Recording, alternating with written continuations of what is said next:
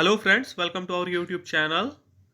तो आज का हमारा टॉपिक है विकास की अवस्थाएं। ठीक है, मैंने वृद्धि और विकास के बारे में एक वीडियो डाला हुआ है, वो आप लोग देख लें तो वहाँ से आप सबका कंसेप्ट क्लियर हो जाएगा वृद्धि और विकास को लेकर के। और विकास भी वहाँ से आपको अच्छे से समझ में आ जाएगा। तो उसके बाद आप ये विकास की अवस्थाएं वाला वीडियो देख लेंगे। ठीक, तो चलिए हम लोग अपने टॉपिक पर चलते हैं, विकास की अवस्थाएं यानी स्टेजेस ऑफ डेवलपमेंट। ठीक है, आइए। मनोवैज्ञानिक दृष्टि से विकास शब्द का अर्थ गर्भाधान से लेकर मृत्यु तक मनुष्य में होने वाले कुछ बदलाव से जुड़ा है। ठीक है, हाँ, और ये ध्यान रखेंगे कि डेवलपमेंट जो है, इससे हमारे सीटेट के टॉपिक में हमेशा ही 1 से 2 क्वेश्चन या फिर इससे ज़्यादा भी क्वेश्चन आता है। मिनिमम 1 से 2 क्वेश्चन तो आपको दिखेगा ही दिखेगा। ठीक है, और हाँ, चैनल पर जो भी नए वो चैनल को ज्वाइन कर लें, जिससे कि आपको आगे आने वाले वीडियोस या फिर सीटेट के रिगार्डिंग कोई भी मतलब जानकारी होगा तो वो आपको मिल जाएगा। देखिए, इसका फर्स्ट लाइन सीटेट की दृष्टि से बहुत इंपॉर्टेंट है। मनोवैज्ञानिक दृष्टि से विकास शब्द का अर्थ गर्भाधान से लेकर के मृत्यु तक मनुष्य में होने वाले कुछ बदलाव से जुड़ा हुआ है। मतलब देखिए, गर्भ से लेकर के मृत्यु तक जो प्रक्रिया चलती है मानव का, तो उसे विकास कहते हैं। तो इंग्लिश में इसे कहा जाता है वोम to Tom, WOMB, वोम to Tom, TOMB, Tom. ठीक है, तो वो टू टर्म जहाँ भी लिखा हुआ आपको दिखे, तो उसे किसे इंक्लूड करना है आपको, विकास से। मतलब home to term refers to development. ठीक है, ओके, चलिए आगे बढ़ते हैं। हालांकि यह विकास किसी भी प्रकार के बदलाव से ना जुड़ा होकर कर्मगत ढंग से होने वाले परिवर्तनों से जुड़ा है, जो अपेक्षाकृत अस्थायी या स्थिर प्रकृति के होते हैं। यह ऐसी प्रक्रिया है जहाँ व्यक्ति का विकास होता है तथा वह निर्भरता की अवस्था से स्वायत्तता की अवस्था तक पहुंचता है, अर्थात निर्भर व्यक्ति से स्वायत्त व्यक्ति के रूप में बदल जाता है। तो सिंपल से अगर हम अपनी लाइफ को भी देखें तो हम क्या पाते हैं, बचपन में हम लोग डिपेंडेंट होते हैं, धीरे धीरे हमारा विकास होता जाता है और हम लोग खुद इंडिपेंडेंट हो जाते हैं। ठीक है, मतलब हम लोग किसी पर आश्रित नहीं होते हैं। तो ये हमारा विकास का ही एक, क्या कहते हो, उदाहरण है। ठीक है, तो उम्मीद है कि यहाँ से आपको डेवलपमेंट का जो मतलब कंसेप्ट है वो क्लियर हो गया होगा। ठीक है, तो चलिए अब हम लोग आगे बढ़ते हैं। यहाँ पे देखिए एक चार्ट दिया हुआ है। ठीक, आप लोग इसे नोट डाउन कर सकते हैं, ये इम्पोर्टेंट ही है। तो देखिए, प्रसव पूर्व अवधि जन्म तक, नवजात शिशु जन्म से 2 सप्ताह तक माना गया है, शैशव काल 2 सप्ताह से 2 वर्ष तक माना गया है, बाल्यकाल 2 वर्ष से 10 से 12 वर्ष तक माना गया है।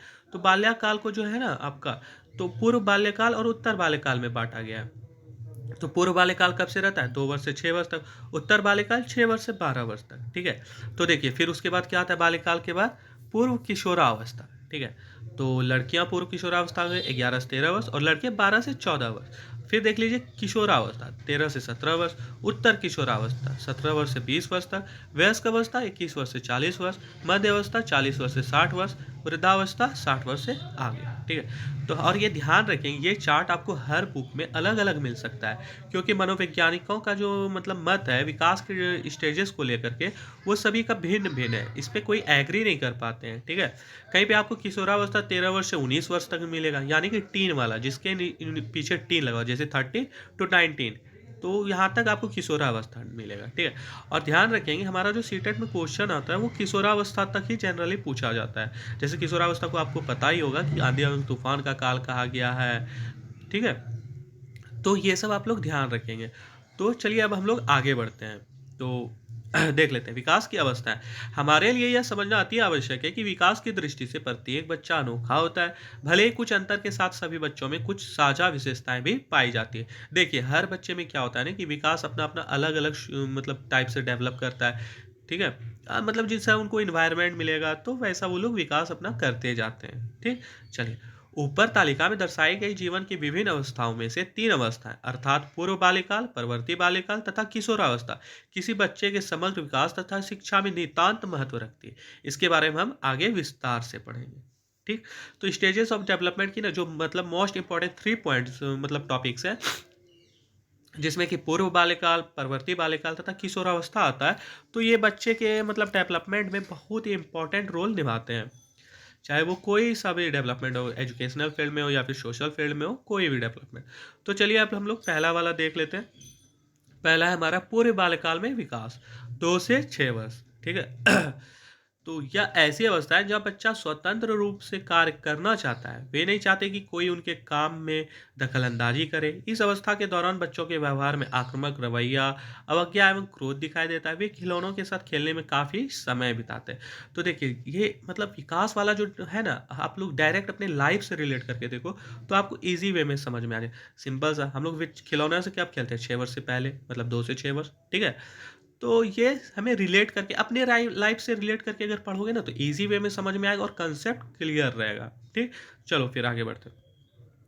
इस समय बच्चे स्कूल जाने के लिए तैयार हो जाते हैं। भले ही उन्हें शिक्षा की मुख्य धारा में नहीं लाया जाता है, लेकिन वे प्री स्कूल तथा प्ले स्कूल जैसी तैयारी की कक्षाओं में जाना शुरू कर देते हैं। उनके सामाजिक जीवन में सुधार आने लगता है। भले ही वे अक्सर अपने ही कार्यकलापों में व्यस्त रहना चाहते हैं, वे स्व केंद्रित हो जाते हैं। तो इस टाइम पे बच्चा क्या होता है ना, कि उन्हें स्कूल जाने के लिए तैयार हो जाते हैं। वे प्री स्कूल या फिर क्या कहते हैं आप लोग, प्ले स्कूल में जाते हैं इसी एज में, ठीक है ना? तो और फिर स्व केंद्रीय हो जाता है, मतलब उनका फोकस खुद पर हो जाता है। इस अवस्था में बच्चे बहुत ज़्यादा जिज्ञासु होते हैं। वे चीज़ों के साथ प्रयोग करना चाहते हैं तथा इस प्रक्रिया में व्यावहारिक अनुभव प्राप्त करना चाहते हैं। कभी-कभी वे खिलौने या अन्य वस्तुएं तोड़ भी देते हैं। बच्चे अपने बड़ों, कार्टून के पात्रों, ऐसे अन्य लोगों को ध्यान से देखते हैं जिनके संपर्क में आते हैं तथा उनके व्यवहार की नकल उतारते हैं। ठीक है? तो नकल नहीं, यहाँ पे नकल है, इसे आप सही कर लेंगे। जिनके संपर्क में वे आते तथा उनके व्यवहार की नकल उतारते हैं। ठीक है? ओके। तो देखिए, एक आता था ना, वो ऐड आता था, एक प्रचार आता था नकलची बंदर वाला। तो देखेंगे उसमें भी आप देखेंगे कि बच्चा का जो था, तो वो 6 साल के पहले का ही था, मतलब 2 से 6 वर्ष के बीच का बच्चा। इस एज में क्या होता है ना, कि बच्चे अपने बड़ों को बहुत ज़्यादा कॉपी करते हैं। जो भी आस-पास में दिखाई देगा वो उन्हें कॉपी करने लगते हैं। ठीक है? चलिए, अब दूसरा हमारा टॉपिक है उत्तर बाल्यकाल में विकास। यानी 6 से 12 वर्ष। 6 से 12 वर्ष, ठीक है? तो ये तो आप सभी जानते हैं कि सबसे ज़्यादा बदमाशी हम लोग कब करते हैं? 6 से 12 वर्ष के बीच में। इस अवस्था को शरारती या उपद्रव मचाने वाली अवस्था के रूप में जाना जाता है। यह प्रारंभिक या प्राथमिक स्तर की स्कूल शिक्षा की अवस्था है। इस अवस्था में बच्चे माता-पिता की बजाय अपनी आयु के बच्चों के साथ अधिक समय बिताते हैं। वे अपने साथी समूह से स्वीकृति चाहते हैं, मतलब नहीं है कि मुझे भी ग्रुप में शामिल कर लो यार, अकेले नहीं रहना। मतलब अपने फ्रेंड्स से चाहते हैं कि उनके फ्रेंड उसको वैल्यू दें, ठीक है? प्रायः वे एक दूसरे के खिलौने, कपड़े या किताब जैसी छोटी-मोटी चीज़ों के इस्तेमाल होने पर परस्पर झगड़ते हैं। हाँ, आपने देखा होगा कि तुमने मेरा पेन ले लिया, तो वहाँ उस पे लड़ाई हो जाता है। ये ऐसा हम सभी के बचपन में हुआ होगा, ठीक है? खेलते समय या अपने मनपसंद टीवी कार्यक्रम देखने के लिए वे आपस में झगड़ा कर बैठते हैं। तो ये हम सभी के साथ हुआ होगा। मिडिल फैमिली वाले जितने भी हैं, जिनके घर में भी एक ही टीवी रहता है, तो मिडिल फैमिली मतलब, तो सभी के घर में एक ही टीवी है। तो वो क्या होता है ना, कि किसी को सीरियल देखना है, कोई जैसे देख लो, कोई बड़े हैं तो वो क्रिकेट देखना चाहेंगे, बच्चा है कार्टून देखना चाहेगा, या फिर कोई जैसे हम लोग के टाइम पे आता था वो सीरियल विकराल और घबराल, या फिर जो भी, तो उसके लिए हम लोग लड़ाई कर लेते कि नहीं, मुझे अपना वाला सीरियल देखना है। तो वो उत्तर बाल्यकाल अवस्था में होता है। ठीक है?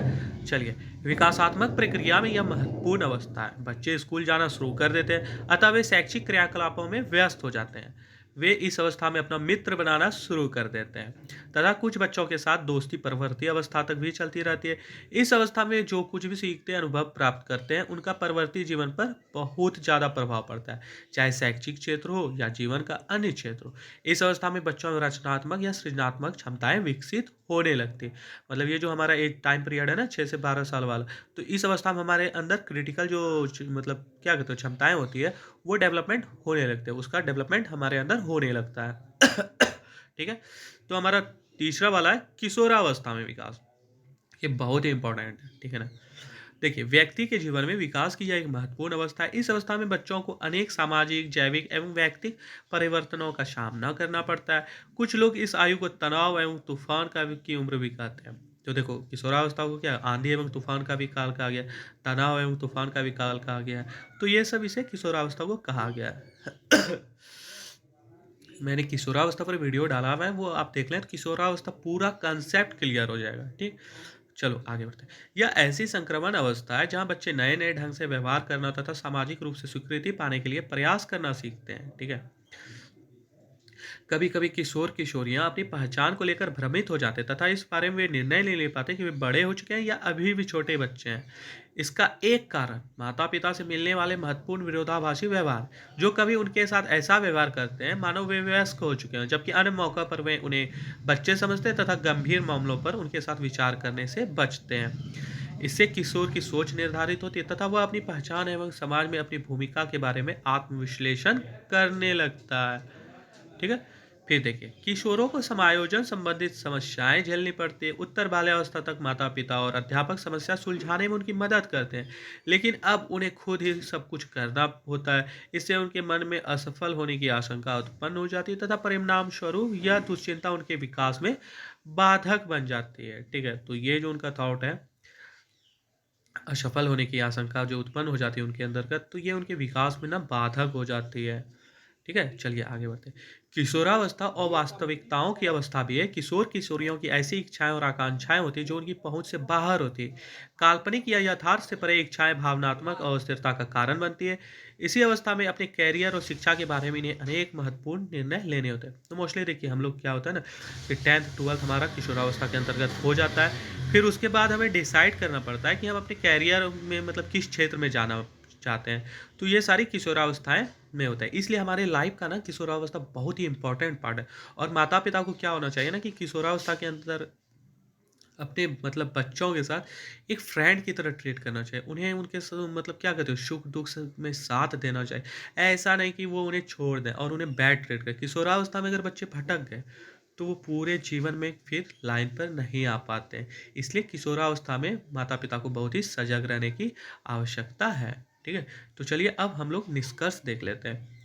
मानव जीवन में विकास का अपना महत्वपूर्ण स्थान है। विकास के उपरांत बालक परिपक्व हो जाता है। विकास की अवस्था के दौरान माता-पिता तथा शिक्षक को बालकों पर विशेष ध्यान देने की आवश्यकता है। उनका उचित मार्गदर्शन ही उन्हें सफल व्यक्ति बनाता है। यदि उन्हें उचित मार्गदर्शन नहीं मिलता है, तो वे गलत रास्ते पर भटक जाते हैं। अतएव हमें इन इस अवस्थाओं के दौरान बालकों के ऊपर विशेष ध्यान देने की आवश्यकता है। ठीक है? तो इसी के साथ हमारा ये वीडियो समाप्त हुआ और उम्मीद है कि आपको ये स्टेजेस ऑफ डेवलपमेंट वाला टॉपिक अच्छे से समझ में आ गया होगा। और अगर आपको ये वीडियो पसंद आया तो चैनल को सब्सक्राइब कर लें और साथ ही हमारे टेलीग्राम चैनल को ज्वाइन करें, जिसका लिंक आपको डिस्क्रिप्शन में और कमेंट सेक्शन में मिल जाएगा। तो चलिए, थैंक यू गाइज़।